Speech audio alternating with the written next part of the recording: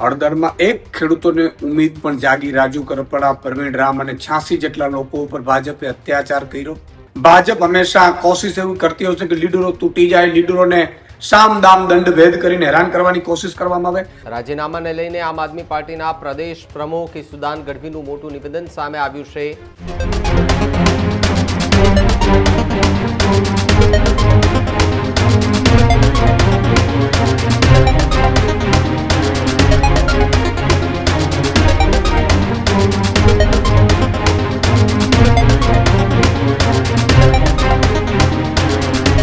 ગુજરાતની રાજનીતિને લઈને સામે આવી રહ્યા છે કે જે આમ આદમી પાર્ટીના નેતા રાજુ કરપડાના રાજીનામાનો મામલો વધુ ચર્ચામાં આવ્યો છે. વહેલી સવારે રાજુ કરપડાએ અરવિંદ કેજરીવાલને રાજીનામું સોંપ્યું છે, તો બીજી તરફ રાજીનામું સોંપતા જ ગુજરાતના રાજકારણમાં મોટો ખળભળાટ મચી જવા પામ્યો છે.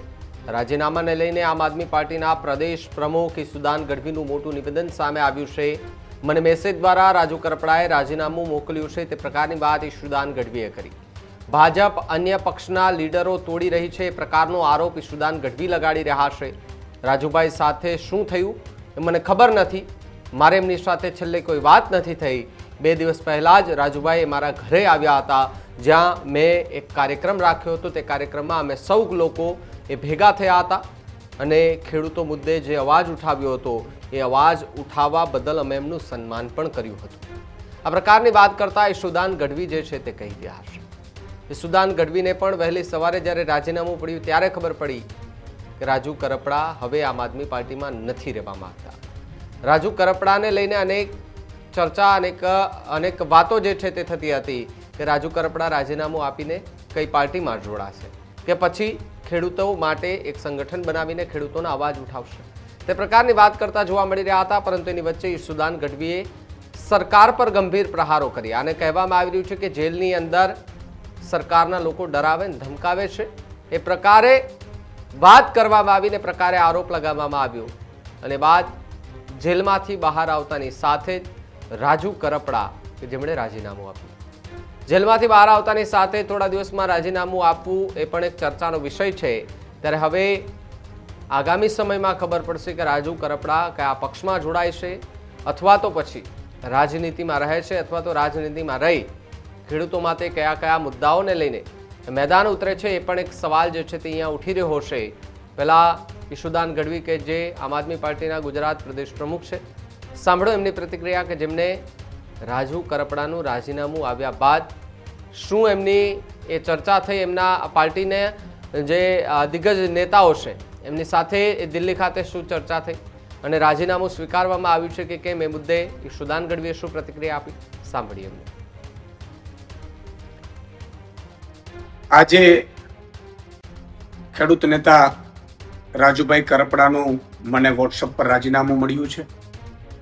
મારે વાત થઈ નથી, પરંતુ એટલું ચોક્કસ કહીશ કે રાજુ કરપડાએ હળદરથી લઈ અને જે મુદ્દાઓ ખેડૂતોને ઉઠાવ્યા, હળદરમાં એક ખેડૂતોને ઉમ્મીદ પણ જાગી. રાજુ કરપડા, પ્રવીણ રામ અને 86 જેટલા લોકો ઉપર ભાજપે અત્યાચાર કર્યો, ભાજપે ખોટા કેસો કર્યા, ભાજપે ડરાવવાની કોશિશ કરી, ભાજપે ખેડૂતો ઉપર પણ માર માર્યો.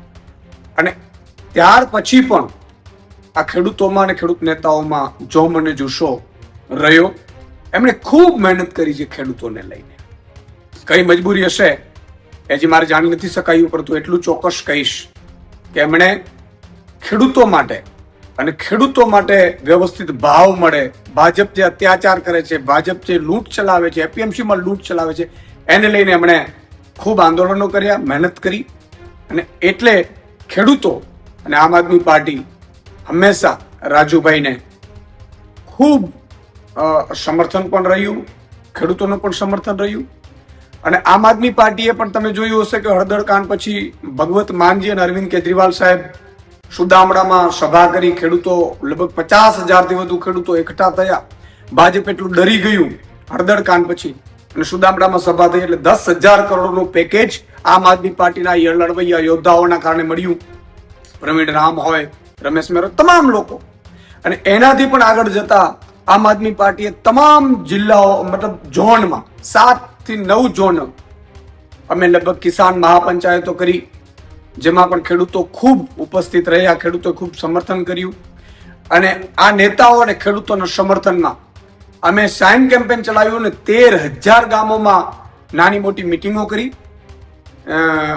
ખેડૂત પંચાયત કરી, ન્યાય પંચાયત, અને લગભગ 80,000 થી વધુ ખેડૂતોના આપણે સાઇન કેમ્પેન લઈ અને સમર્થન મેળવ્યું.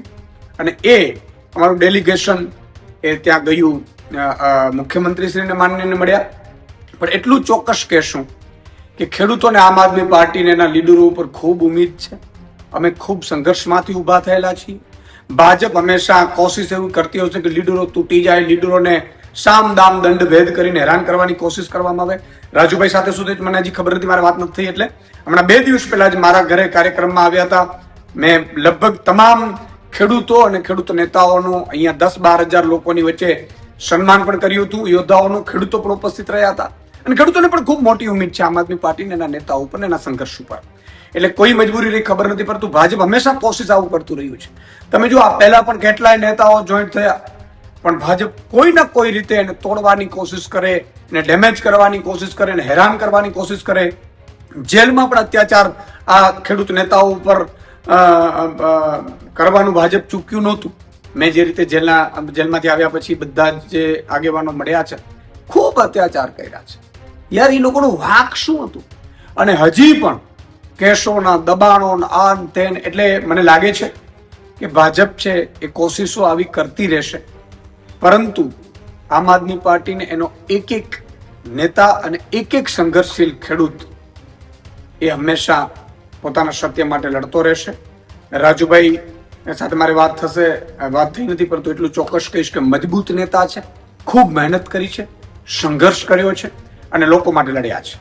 જય જવાન, જય કિસાન.